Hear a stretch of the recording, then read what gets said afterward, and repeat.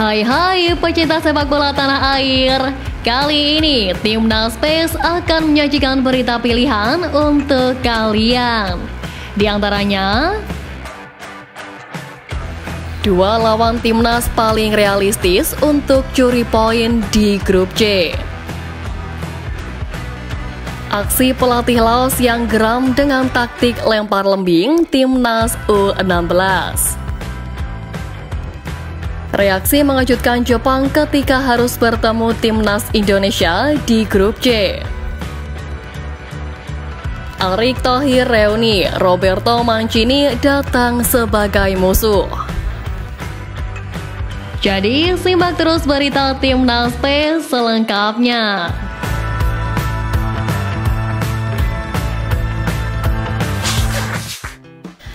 Sintayong dipastikan dapat tambahan amunisi baru usai memastikan lawan grup C kualifikasi Piala Dunia 2026. Ya, Jens Reven yang kini resmi menjadi WNI, ia sudah mengambil sumpah di kantor wilayah Kemenkumham DKI Jakarta pada Kamis kemarin. Hal itu membuat Sintayong bisa memanggil Jens Reven untuk tampil di Timnas Indonesia Senior. Apalagi pelatih asal Korea Selatan itu membutuhkan amunisi tambahan untuk kualifikasi Piala Dunia 2026 yang akan semakin berat. Nantinya di babak ketiga, Timnas Indonesia akan bertanding 10 kali dengan detail 5 pertandingan kandang serta 5 laga tandang.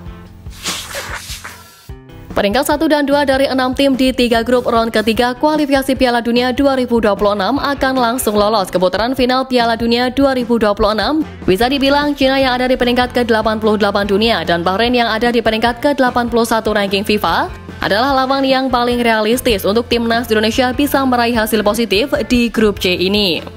Meski demikian, bicara head to head, Timnas Indonesia sebenarnya punya rekor pertemuan yang inferior melawan Cina. Tim senior Garuda tercatat telah bertemu dengan Cina sebanyak 17 kali di semua kompetisi. Hasilnya, Indonesia hanya mampu meraih 3 kemenangan, 3 hasil imbang, dan sisanya berakhir dengan kekalahan. Rekor pertemuan Indonesia melawan Bahrain pun sedikit lebih baik. Dari 7 pertemuan, Indonesia menang 2 kali termasuk kemenangan 2-1 di Piala Asia 2007, imbang 2 kali, dan juga kalah 3 kali. Namun Timnas Indonesia Senior pernah mencatatkan kekalahan terbesar di laga internasional sepanjang sejarah saat diajar Bahrain dengan skor 0-10 pada kualifikasi Piala Dunia 2014. Pelatih Laos Kanlaya Simsofang langsung mendapatkan sorakan dari para supporter Timnas Indonesia kala mencoba menghalangi lemparan ke dalam Fabio Azkairawan pada awal babak pertama Piala AFF U16 2024. Fabio Azkairawan yang menjadi eksekutor lemparan jauh terlihat sempat dihalangi salah satu pemain Laos yang bahkan berdiri tepat di garis pinggir lapangan. Kemudian pelatih Laos yang menjadi biang keladi langsung mendapatkan teguran dari wasit garis untuk segera menginstruksikan pemainnya menjauh dari garis pinggir lapangan. Alih-alih menerima teguran wasit, pelatih Laos itu justru melakukan protes keras terhadap wasit. Dirinya menganggap taktik yang dilakukannya tidak melanggar peraturan. Kanlaya Simsofang pun terlihat emosi hingga menunjukkan gestur memukul garis pinggir lapangan sebagai isyarat protes terhadap wasit. Meski sudah dihalangi, tetap saja taktik itu berbuah gol untuk Timnas U16. Teka-teki lawan Timnas Indonesia di putaran ketiga kualifikasi Piala Dunia 2026 terjawab sudah. Dan Ketua Umum PSSI Erick Thohir meminta pelatih dan pemain tetap optimistis. Melihat lawan-lawan yang bakal dihadapi tim besutan Sintayong di grup C, Erick Thohir tidak menampik jika skuad Garuda dihadapkan pada grup sulit. Namun ia mengaku tetap optimistis. Harus diakui kita berada di grup yang berat, cuma saya minta kepada pelatih dan timnas kita agar jangan kasih kendor. Ingat, bola itu bundar dan banyak sejarah bagaimana tim tidak diunggulkan bisa buat kejutan. Lihat saja di Piala Eropa 2024 ini, bagaimana kiprah Austria atau Georgia. Jadi tetap melawan walau di grup berat. Kata Erick Thohir dikutip laman resmi PSSI. Roberto Mancini sempat menjadi bawahan Erick Thohir saat melatih Inter Milan pada 2014 hingga 2016 dan mereka akan bertemu pada September nanti. Di antara 5 calon lawan itu, Erick Thohir akan berjumpa sosok familiar dengan juru taktik Timnas Arab Saudi. Ketua Umum PSSI itu pernah menjadi pemilik mayoritas Inter Milan 1 dekade silam.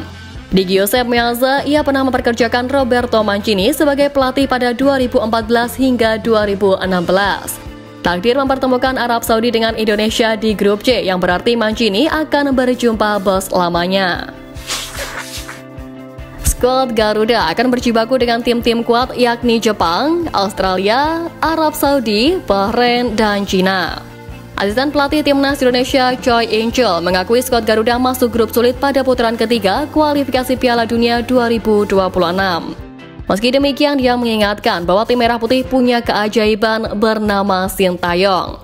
Skuad Garuda merupakan satu-satunya tim Asia Tenggara di putaran ketiga ini, di mana timnas Indonesia pun tercatat jadi negara dengan ranking FIFA terendah di grup C. Dia membawa timnas Indonesia lolos ke Piala Asia 2023 sejak kali terakhir Garuda melakukannya pada 2007. Putaran ketiga kualifikasi Piala Dunia 2026 juga merupakan pencapaian besar bagi Sintayong, mengingat timnas Indonesia tak pernah mencapai fase ini sebelumnya. Sebagai satu-satunya tim di luar 100 besar ranking FIFA di grup C ini, wajar jika timnas Indonesia sama sekali tak diunggulkan di round ketiga kualifikasi Piala Dunia 2026. Namun pelatih timnas Jepang Hajime Moriyasu tak sependapat. Kedua tim sempat bertemu pada awal tahun 2024 ini pada Piala Asia 2023 di Qatar, dan timnas Indonesia sempat membuat Samurai Biru kesulitan.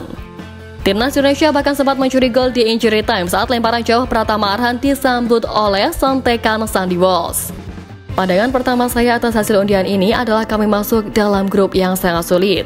Ada Australia dan Arab Saudi, kekuatan hebat di Asia. Ada juga Bahrain, Cina, dan Indonesia yang tak bisa diremehkan, ucap Moriyasu. Moriyasu menyebut bahwa pasukannya tidak boleh meremehkan tim manapun di grup C ini, termasuk timnas Indonesia yang rankingnya paling buncit. Kami sudah tahu kekuatan timnas Indonesia di Piala Asia lalu, tapi sebaliknya mereka juga tentu sudah tahu kita. Indonesia punya pemain dan kekompakan tim yang bagus, ucapnya.